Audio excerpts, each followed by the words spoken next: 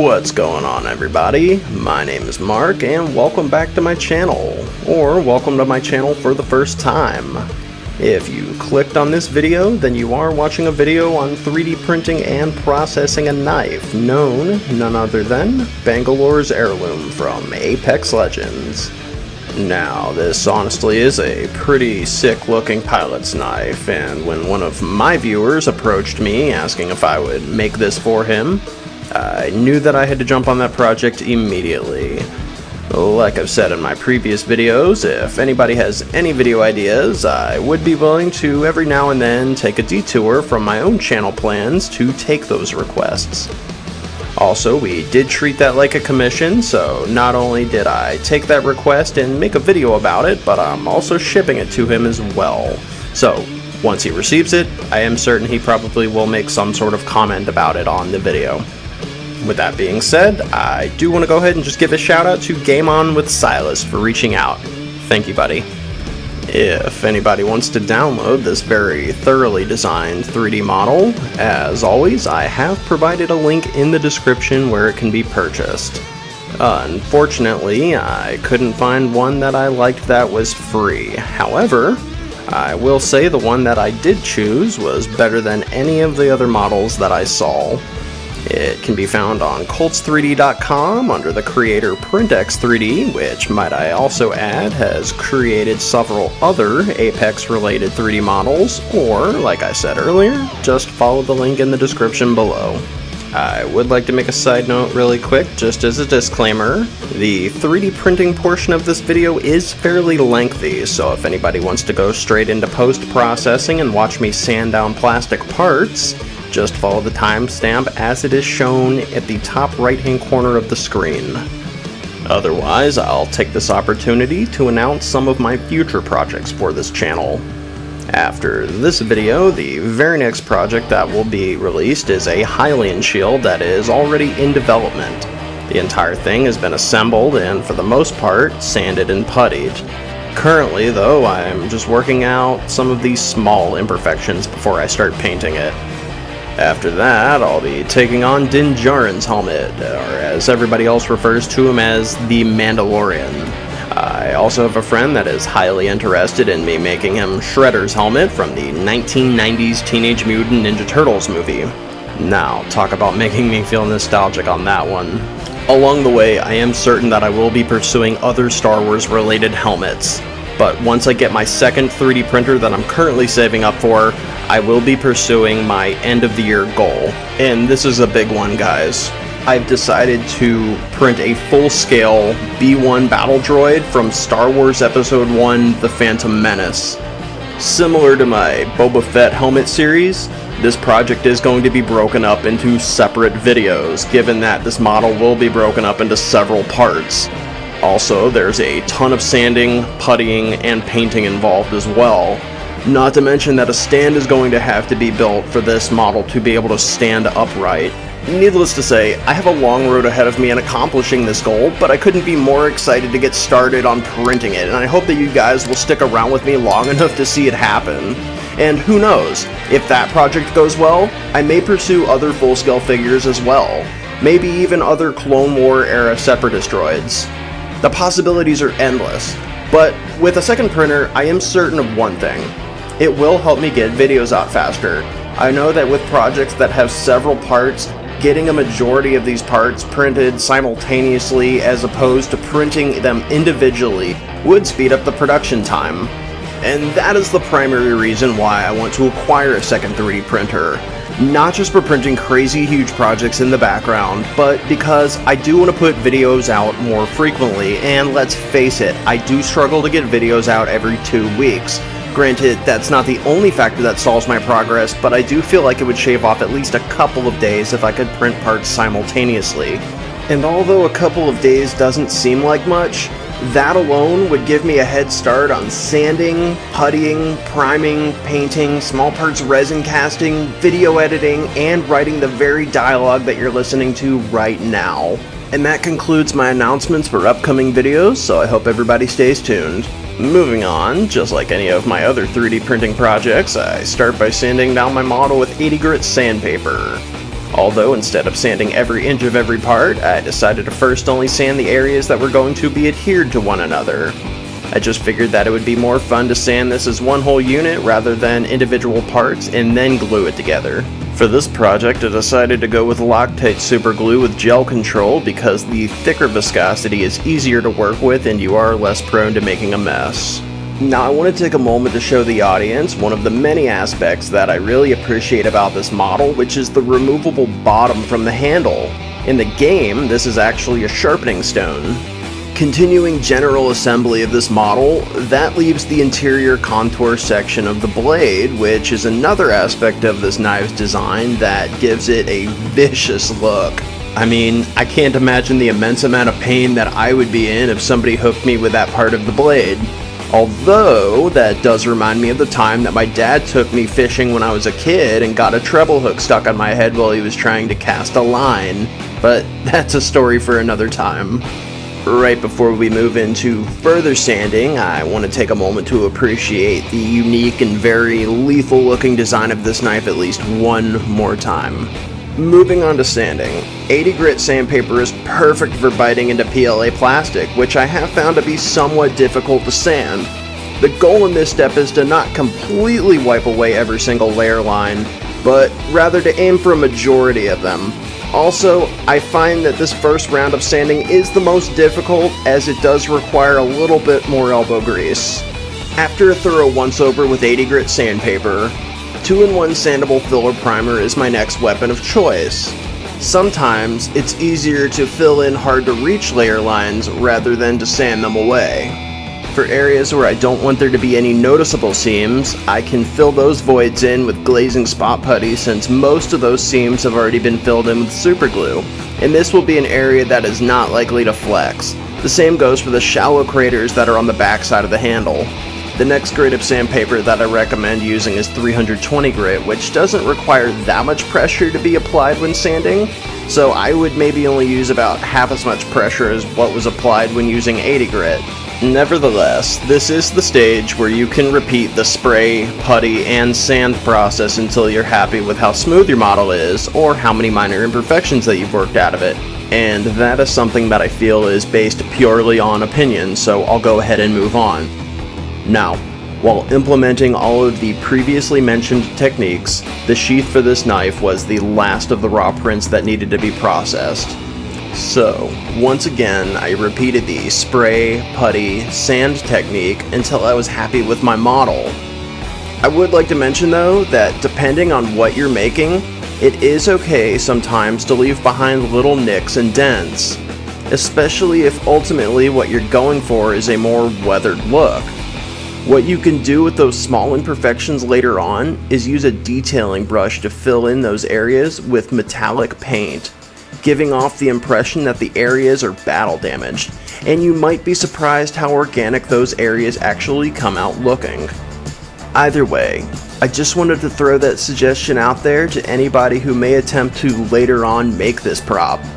In every one of my videos, it's my goal to encourage my viewers to get out there and make some kick-ass cosplay props, and then go and show it off to their friends, family, and fellow cosplayers. Of course, I don't want anybody to misinterpret that as me encouraging you to be boastful. However, if you've put a lot of hard work into something that took days and sometimes weeks to complete, you undoubtedly deserve some recognition, so get out there and show it off. Now, moving on. This is where the real fun begins.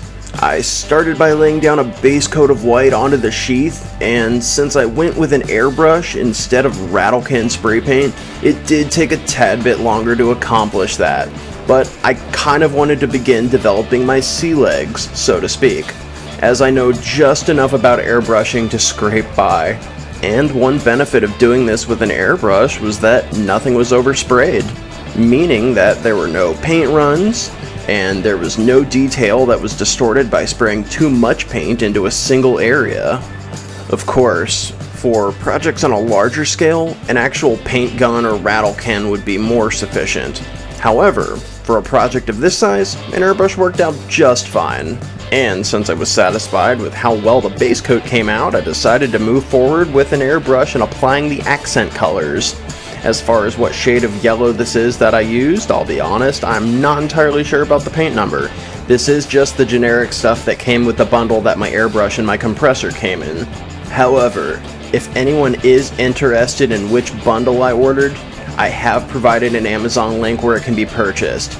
Now, it's not an affiliate link or anything like that, so I'm not going to make any money off of this, but I would like to vouch for the manufacturer by saying that so far I have no complaints with this product. Now, moving forward, I find this tape pull to be pretty satisfying as the sheath is beginning to look closer to what the reference pictures depict, especially the black stripes with the intentional chipped paint effect. However, there are still two parts that have not been adhered to this model yet, which I did leave out intentionally in order to simplify the painting process. These two parts are ones that I prepared separately, but truthfully never intended to adhere to this model with 5-minute epoxy as shown in the footage. I simply ran out of superglue that evening. Either way, it does the same job. And while I still had a little bit of white paint left over for my airbrush, I went ahead and used that remaining paint to spray a base coat of white onto the bottom section of the knife handle. And although the paint that came with my airbrush kit didn't last very long, I am glad that I was able to get as much mileage out of it as I did. So moving forward, I've been primarily using rattle can spray paint for most of my projects anyway, and it just so happens that I did have some satin white spray paint laying around, so I was able to move forward with a base coat on the next model. Also, switching back to rattle can was a nice change of pace from the airbrush.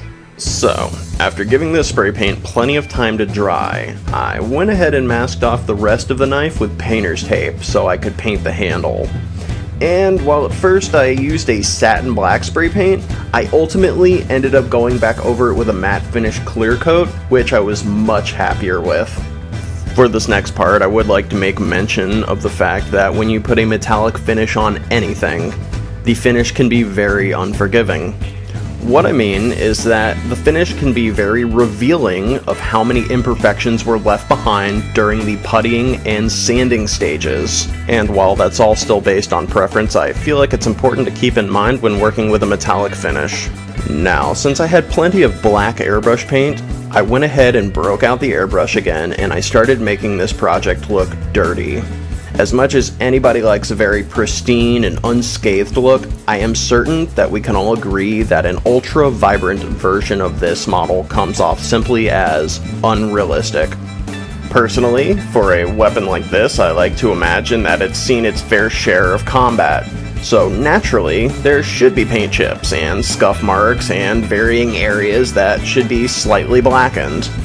And you'll notice that as I tell you all of this, I follow up by showing you a knife that is the complete opposite of what I just described, but for a couple of good reasons.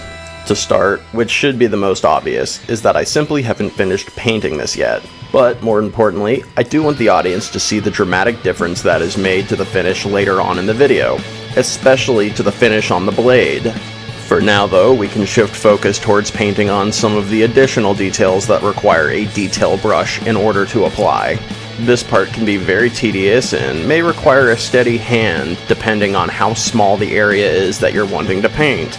Another recommendation that I have is that if you want to speed up the drying time of your paint, a heat gun works very well for something like this.